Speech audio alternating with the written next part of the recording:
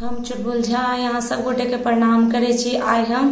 रुद्राष्टकम जे गावा जा रहल छी, यहाँ सबके पसंद है तो हमर चुलबुल झा चैनल के सब्सक्राइब कर देबै। नमामि शमीशान निर्वाण रूपम विभुं व्यापकं ब्रह्म वेद स्वरूपम निजं निर्गुणं निर्विकल्पं निरीहं चिदाकाशमाकाश वाशं भजेऽहं निराकार मोकार मूलं तुरीयं गिरा ज्ञान गोतीत मीशं गिरीशं करालं महाकाल कालं कृपालं गुणागार संसार पारं नतोऽहं तुषारादृशं काश गौरं गंभीरं मनोभूतकोटि प्रभा श्री शरीरम् अस्फुरण मौले कल्लोलिनी चारुगंगा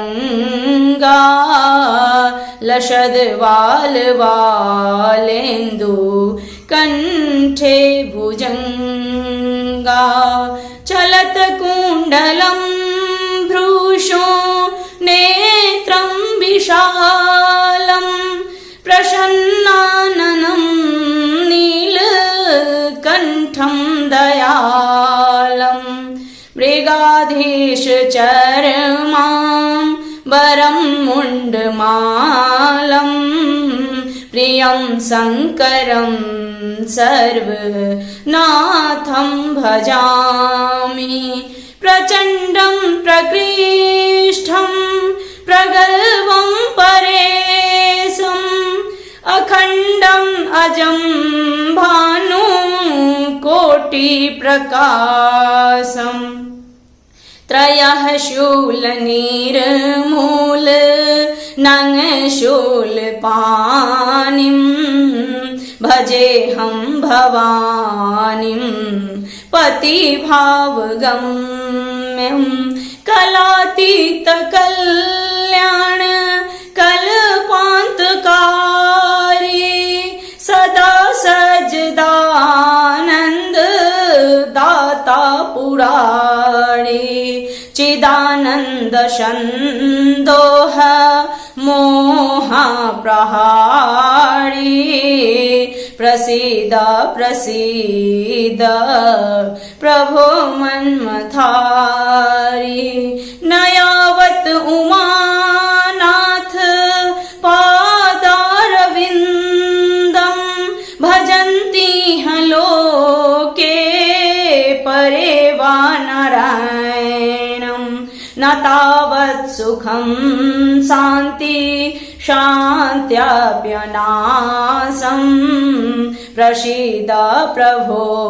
सर्वभूताधिवासं न जानामि योगं जपवनेव पूजां न तोऽहं सदा सर्वदाशं